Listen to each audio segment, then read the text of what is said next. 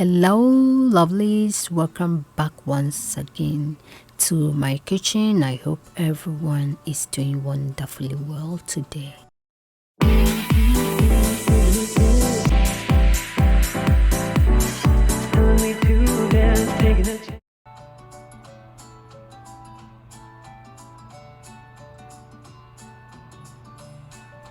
So right now I have my millet ready. I'm just going to measure it. You can choose to measure the amount, or you can just pour it, or use any kind of amount that you want to use.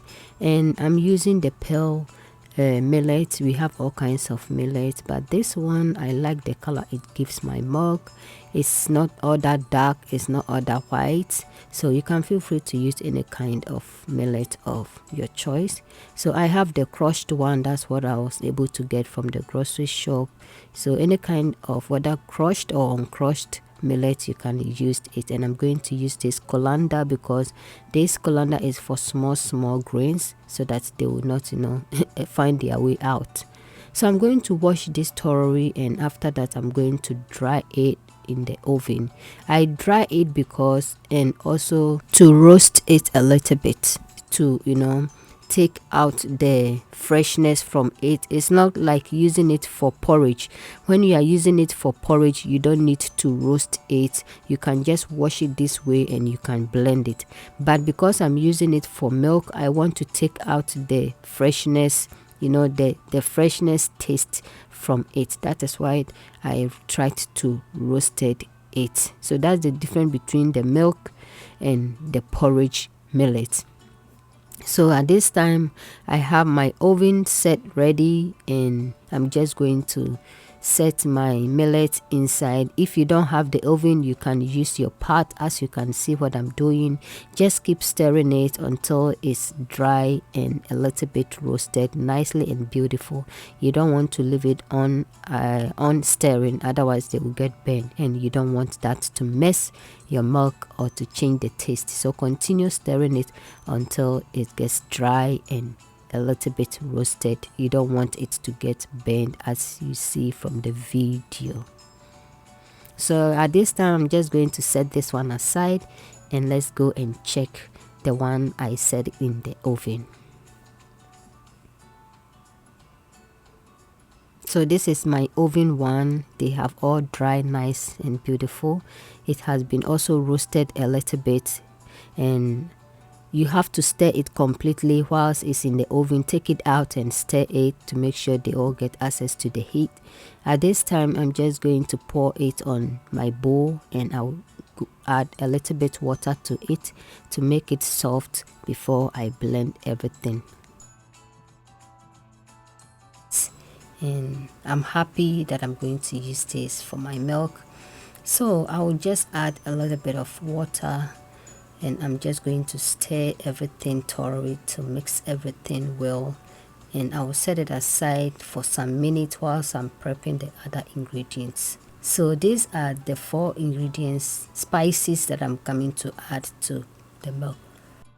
So I have my guinea pepper, I have my cloves, I have my ninglo pepper or ahintia. They all have different names, and when you check from the beginning of my video, I have my ginger. You can see I've put all the names. I don't know how you call it in your language, so I just put all the names. And now I'm just coming to prep the ginger. So all the spices, the quantity, that is why I didn't add the quantity, because everyone is different. Some people like much spices, others don't. For me, I don't like too much spices, and also the kids are also going to drink some, so I don't want to add too much spice. So if you like spices, you can add enough spices to it, and you can use any kind of spices, but this one makes it perfect. Yes. So now I have all the ingredients that I will need for this milk.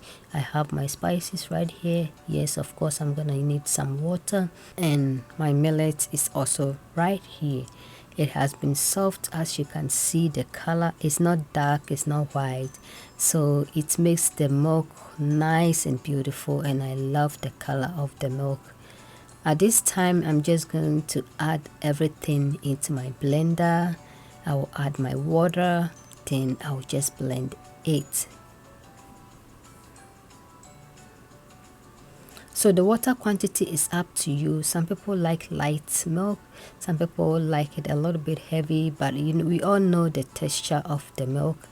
So not too light, not too thick.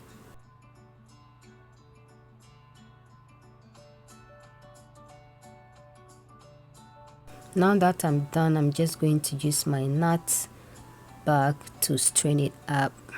So you can use any kind of strainer that can help you to separate the liquid from the solid, that is the from the food in the water.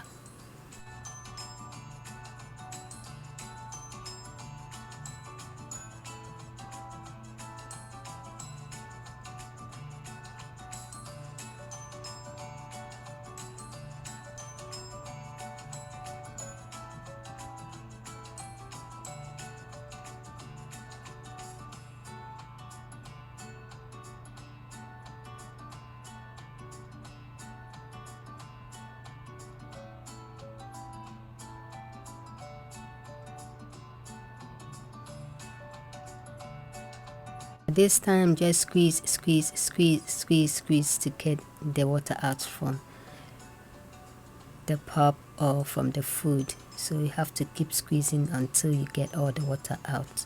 So now I have all the water. This is the first part that I got. So this time I still have some of the milk. Yeah, so I'm just going to give it a second blend.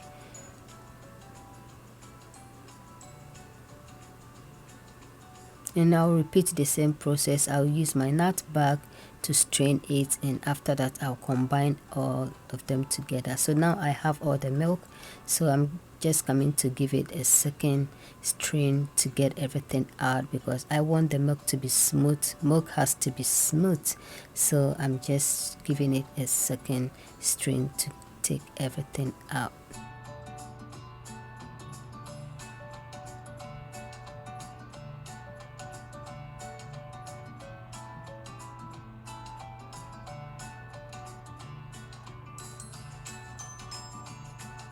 So this is the remaining of the pulp from it. I've tried my best to take enough milk, so I'm just going to discard the rest. So at this time I'm just coming to make my sugar syrup. I'm using 1/3 cup of my organic light brown sugar. You can substitute with honey or syrup and to sweeten up this millet milk. So I'm coming to make syrup out of it. I've added a little bit of water to help melt the sugar, and after it has come to boil, take note from here.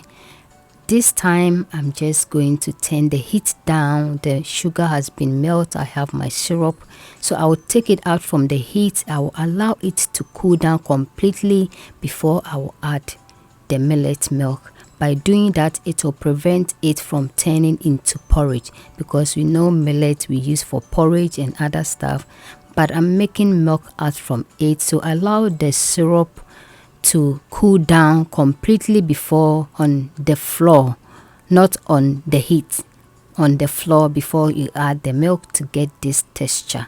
Millet have so many benefits.